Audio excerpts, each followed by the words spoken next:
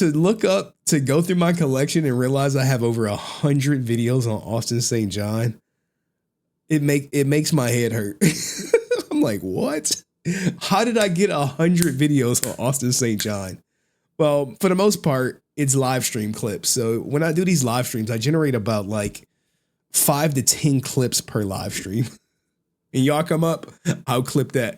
This when I was like trying to get the channel monetized, and I was like, all right, I'm gonna just put all my energy and effort into getting monetized. He served everywhere except jail. God damn. God damn. But it's true. That's a truthful statement. He is in the Resilient Hall of Fame, man. He is, man. But the reason I wanted to talk about Austin St. John is because I came across this video, and I've actually seen behind the fanword wall, Austin St. John talking about the Middle East, man. Middle East. And like he specifically says Middle East. I think he says Kuwait like one time. But the reason he says Middle East is because you may think Iraq.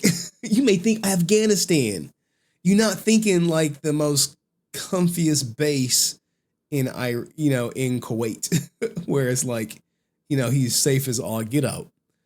But I did watch his fanword video, and he talks about like making the transition, coming home, going back to a civilian life, and how you go from the commander of operations in the Middle East to a private back home. I was just like, bruh, and talking about, I've seen everything that they've seen in the Middle East. I'm like, have you seen live gunfire?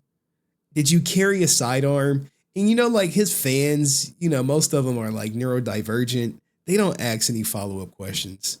They take what he says as the gospel. He can say, look, man, I had no idea that what we were doing was illegal.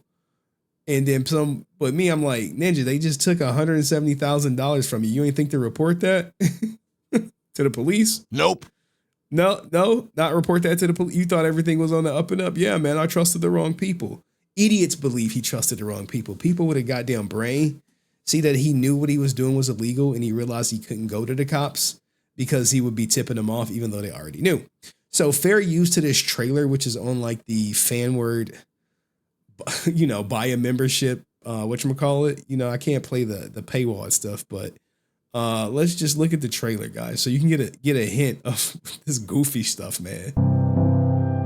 It's like all this.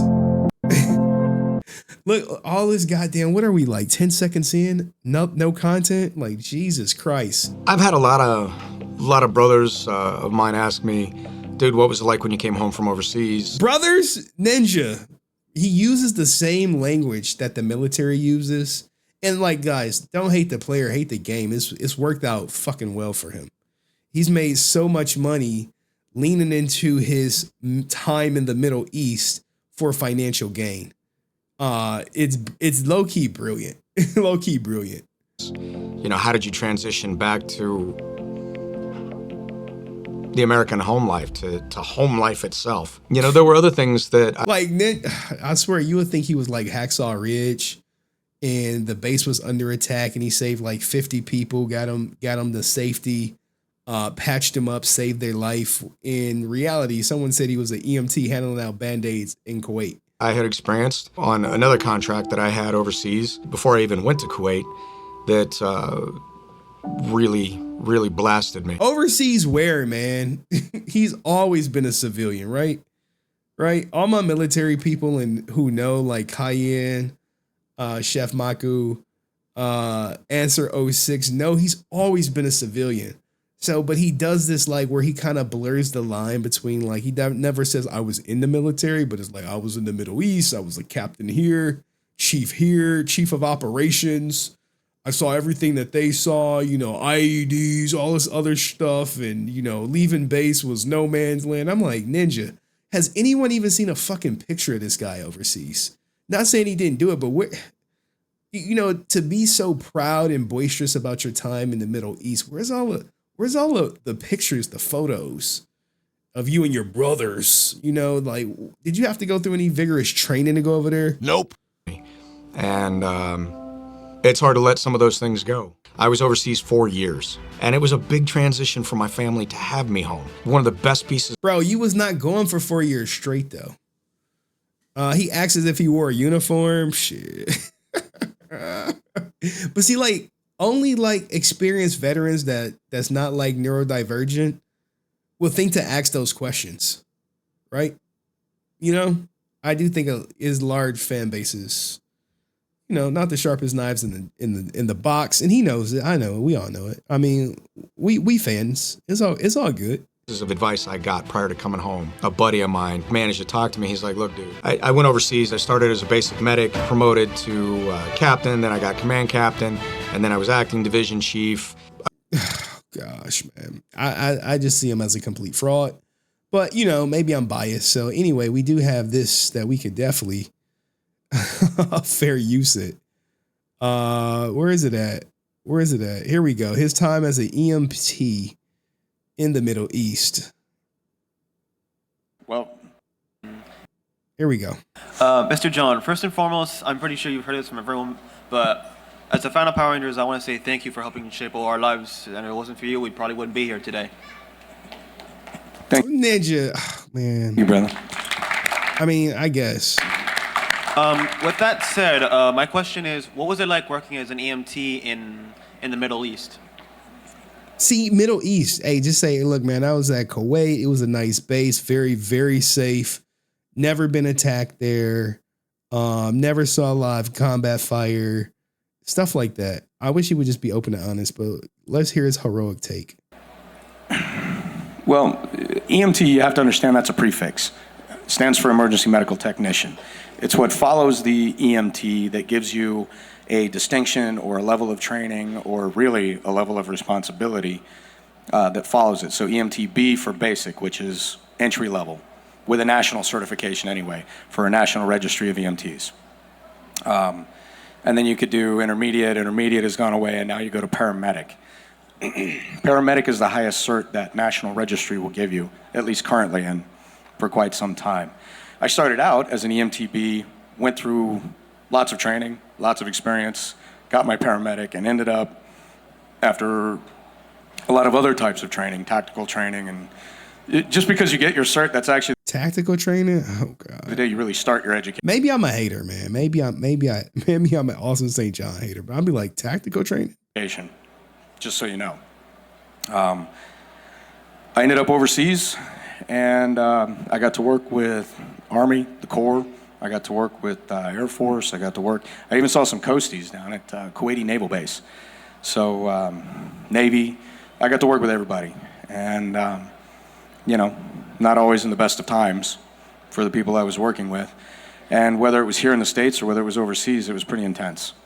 And there were a lot of moments that weren't intense. Why would it be intense in the States? Were we at war or something? You know, like, I broke my toe. I'm like, here's a Band-Aid. Go see the doc in the box. Oh, shit. Somebody said he was just an EMT giving out Band-Aids. Oh, man. He broke your toe. Here's a Band-Aid. Oh, he slipped up. It was here in the States or whether it was overseas, it was pretty intense. And there were a lot of moments that weren't intense. You know, like, I broke my toe. I'm like, here's a Band-Aid. Go see the doc in the box. But other times it was more serious. And, you know, being a 911 responder or working in a position where lives are truly in your hands and the decisions that you make can affect them positive or negative can be pretty intense. So it's definitely not something to be taken lightly. But if you can handle that, it's an amazing career. Thank you. Oh, so he wouldn't set a broken anything as an EMT. See, Cayenne was definitely 100% in the military out here. You know what I'm saying? Yeah, man. Hello? Hey. I just had like a weird question. Listen to this question, guys. What exactly is, like every time I see you at conventions and stuff, I notice Jason David Frank doesn't come to them. Why is that? Well, I think this entire year or last year, he's under contract to Wizard World. Oh. So And 'Cause his schedule was booked before I even came back. So I think it's just a right time, place, wrong time. Because I never see you guys together. That's Stop the cap. why. Well, you never see me with a lot of the Rangers. There's so many of them. Yeah, I know. It's just So- like both of those Rangers. Like I thought there was something between you guys or something like a static, because it seems kind of weird. I don't. Yo, ASJ went. This is the most uncomfortable question for him at every convention when JDF was alive. Oh no, I messed it up. I messed it up. Hold on. It's the most uncomfortable question. Like both of those Rangers. Like I thought there was something between you guys or something like a static, because it seems kind of weird. I don't feel any static right here. Do you? No, There's no static. Is my hair standing up? Well, it is, but that's gel. just a bit. That's gel. That's not static. So yeah, if there's static out there, man, you'd have to talk to other people. I've got none. Oh, okay. Thank you. Anytime, man.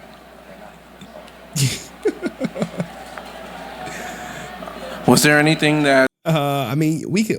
This is actually not a bad interview. Let's see. I didn't watch it all. I just Googled like Austin St. John, Middle East. I wanted to see what the hell he was talking about, and this popped up. Okay. Staying on? Okay. I ask Did you that every have, time. did you have a martial arts experience before the show, or did you like get the part, but like, you know what, you got to take some lessons and do it? No. In fact, with the original 5, when we got cast, Billy had some martial arts With the original 5, remember, original 5 is just like code for FJDF. background, but he was mainly a gymnast, or maybe it was only gymnastics. AJ was gymnastics. I don't remember if Billy had any background. I think he might not have, but don't hold me to that. Walter had definitely had some, I think it was Shonryu, karate, and he and I got together. I had Taekwondo. I had Karate. What the fuck? Remember he put on the fucking accent when he would talk about martial arts. He'd be like, "All right, let's hear it again. Sorry, guys. Sorry. All right. This is video number 107 for Austin St. John on the channel." I don't remember if Billy had any background. I think he might not have, but don't hold me to that. Walter had definitely had some, I think it was Shonryu, karate, and he and I got together. I had Taekwondo, I had Judo, I had a bunch of stuff that I had started at the age of 5 with my father, and I'd kind of come up over the years. But it was one of those things where my father was a Marine, so we moved constantly when I was growing up. So I was always at a different studio picking up portions of different things, different styles, different pieces. So when I came, I had, I think I'd just come out of Taekwondo, was my most recent. So I had a lot of the high flashy kicks, which is probably what won me the part. But yeah, I had definite background. Yeah, I was just about to ask, did you have to do like a performance Did you have a black belt? That's what the real question. Hey, did you get a black belt in Taekwondo? before that? Oh yeah, Auditioning. right there at the Okay. auditions. For my character, they made it clear day one. They had me do a monologue, and then they said, "Do you know any martial arts?" I was like, "Yeah." And they said, "Great, show us what you know." So I did some flashy kicks and, and maybe a back handspring, stuff like that. And they were like, "Great," and I got a call back. Later is when it got really intense. They brought in, what was his name? He did all the stunt work for, I think it was like Red. All right. We kind of get it. Someone asked him, "What does it feel like to be a hero?" What drove you into becoming a paramedic? I couldn't get an acting job. Let's see it right here. Actually, a question going off of what you were saying earlier about how you've had so many people all these years come up to you and ask you, or just like tell you that you've been their hero and that they've helped you out through difficult times, or they help you relive some of the greatest memories. Is that actually what drove you into going into becoming a? I would say I built my channel, but yeah, there's a lot of ASJ content. Like, the reason there's a lot of ASJ content is because once I feel like somebody is full of BS, which I do feel like ASJ has, and I've proven it through like pretty much almost every video, especially with stuff surrounding the PPP fraud. It's just like, it's hard for me to move on. I'm like, no, this guy's full of shit. So every time something pops up or I'm like, all right, yep, we got him here. All right, well, I got to clip it. It's like a documentary. So like when I'm gone and people talk about Power Rangers, or they like, what was Austin St. John like in real life? All of his PPP stuff will come up. That stuff that he won't talk about, the stuff he won't do interviews on, his issues with JDF, all that's documented on this channel. His agent is kind of like I'm archiving Power Rangers IRL, not necessarily to do with the show or any of these fluff questions. But let's continue, and then we off to to Blake Foster stuff. A medical technician and a firefighter. Yeah, there comes I spent a lot of time on the show, and I saw, 17, 18 years old. I'm looking down in the eyes of little Johnny or Joey or Julie or whoever these children are, and I see the look on my face that I would have had if I'd met Superman when I was 5. And it was just eyes like this, halfway. This ninja just compared himself to Superman, man. I just can't take him serious. I don't know how people do. I can't take him serious. Hiding behind mom's leg, like my son does now. And it was pretty amazing to me. After I got to see more and more of that, it wasn't hard for me to figure out I'm not really this superhero that they believe me to be. I mean, I play this guy on TV, but I don't have any superpowers. I'm not saving lives. You know what I mean? It was years later after I left the show, I thought, I don't know how I could really do that. And a little bit later on, I met somebody who was in fire and EMS, and he said, you know what, you should come down to the station and check this out. And I thought, you know what, that would be really cool. I could actually do this for real. I could actually have cause and effect in what could be life-threatening situations on everyday people in today's society. And I fell in love with it. And I thought, that's something that might make the people who used to watch me proud. I mean, this is that's the perfect answer, man. But shout out to ASJ, man, helping build the channel, man.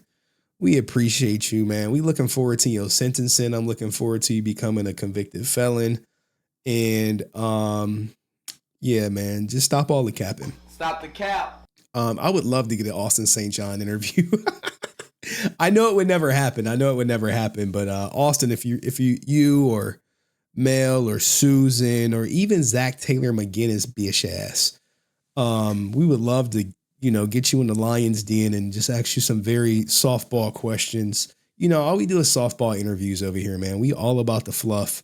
We really want to get a fluff piece about Austin St. John and how he was wrong, guys. He trusted the wrong people. He's innocent. Cord Newman set him up.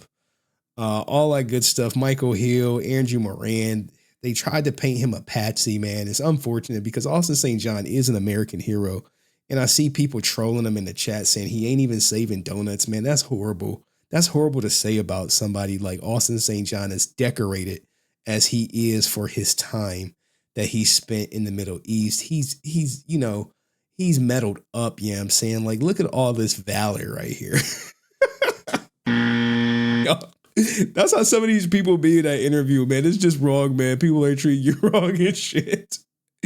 But let me know what y'all think of this Austin St. John segment. I'll see you in the next video. Peace.